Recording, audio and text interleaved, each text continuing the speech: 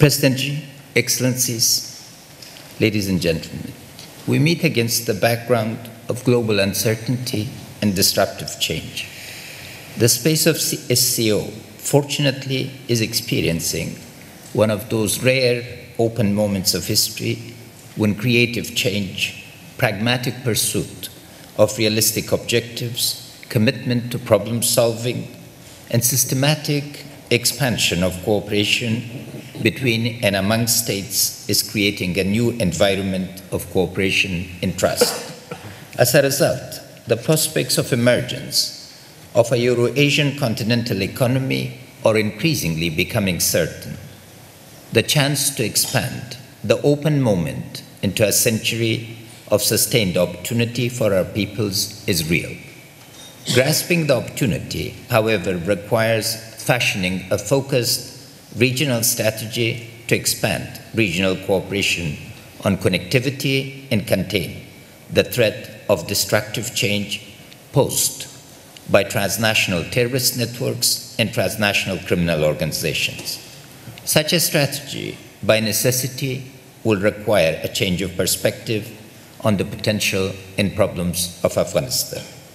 Simply put, the conflict over our territory is whether Afghanistan should function as a platform of regional connectivity and global cooperation or a launching pad for destructive design and plots of transnational criminal organizations and terrorist networks.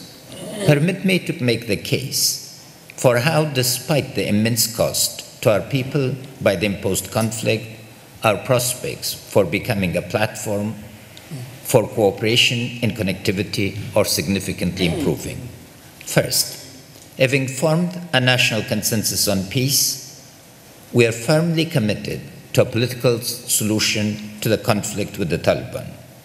Our conditional offer of peace is comprehensive, and we are pleased that for the first time, the ulama of Afghanistan have provided the total religious justification as to why the conflict should cease.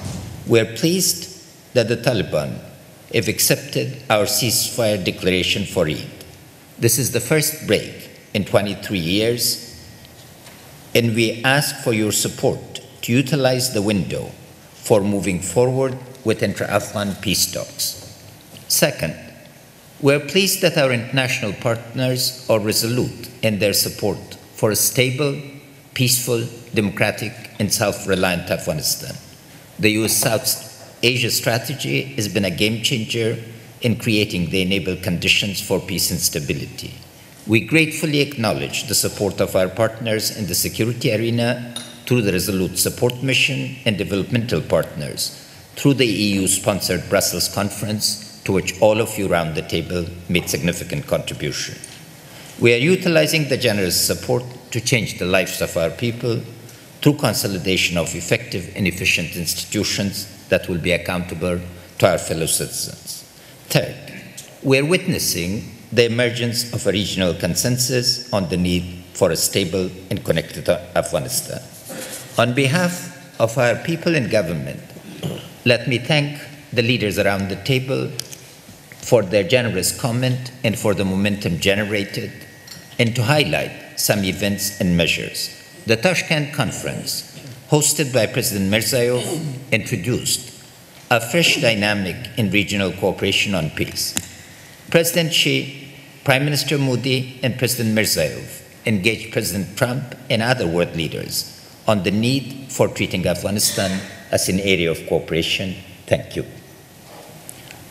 Prime Minister Modi and President Xi's dialogue and agreement to cooperate on Afghanistan has injected fresh energy and allowed us to articulate an agenda for Afghanistan's prosperity through access to the massive regional market of these two engines of global growth.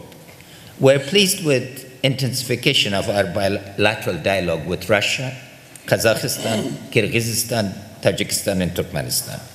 We've engaged in an intensive dialogue with Iran through 5 specialized committees and are focused on integrating the progress into a framework agreement. I thank President Rouhani for his engagement.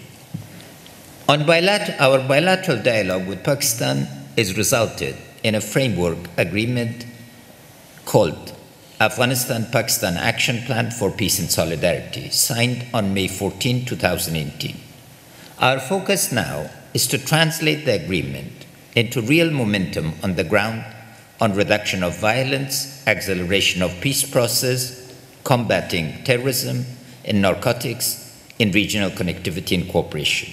Reciprocal visits by high-level delegations have served as the catalytic mechanism for the dialogue in progress on paper.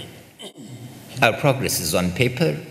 We are hoping for cautious optimism to translate the progress into progress on the ground. Fourth, our agenda of regional connectivity is making real progress.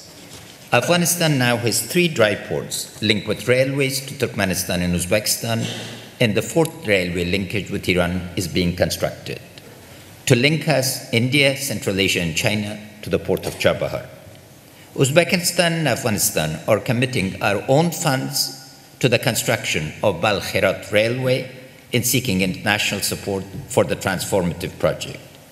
TAPI has reached the Afghan border, and we are committed to turning this route into a full development corridor. CASA 1000 is becoming a reality. Even more significantly, our open access energy and fiber optics policies are resulting in significant private sector investment. The potential of Afghanistan as a hub of regional energy trade is no longer a pipe dream, but a rapidly unfolding reality.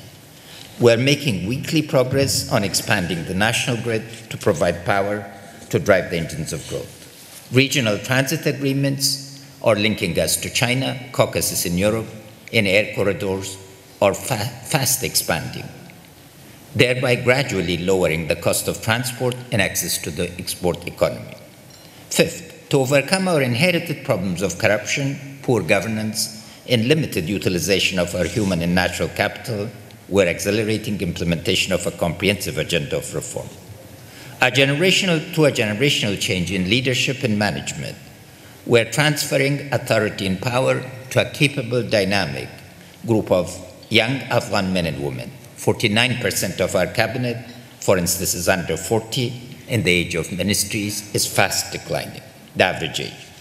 The retirement age for colonels and generals has been brought down to 55 to 62, and the torch of defense and security development is being passed.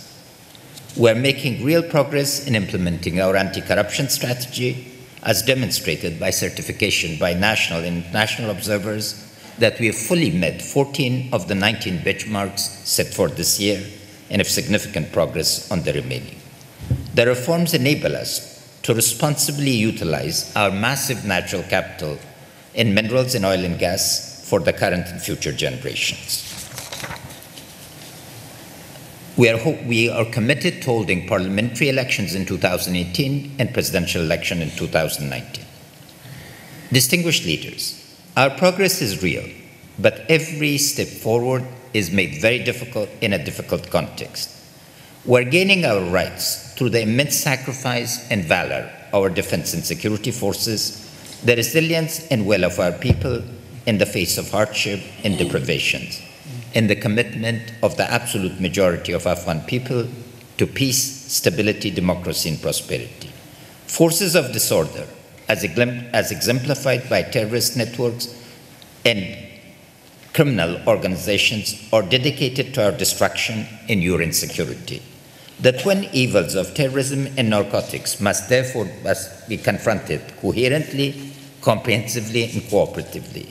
The first step in this process is to create a narrative of cooperation on the basis of win-win conception of Afghanistan as a platform for regional connectivity and cooperation, and then harness the Shanghai spirit to create the necessary action plans for regional cooperation. I am pleased on the agreement on a SEO Afghanistan contact group and look forward to expanding cooperation. Geographically located at the heart of Asia, in a historical gateway to the Indian subcontinent, Afghanistan is poised to function as an Asian roundabout. It's not aid, but trade, but market access, transit investment, and regional cooperation that we seek to assume our rightful place in the rank of developmental states in countries and serve as an anchor of regional and international stability. Let me close by thanking President Xi and the people of Shangdao for excellent arrangements and exceptional hospitality. I had last visited in 1996 and am inspired by the transformation that has taken place. May the prosperity generated by your leadership, President Xi, continue for people of China and the benefits be extended to all of your neighbors. I congratulate Kyrgyzstan assuming the chairmanship and wish Secretary General Alimov all the best. Thank you.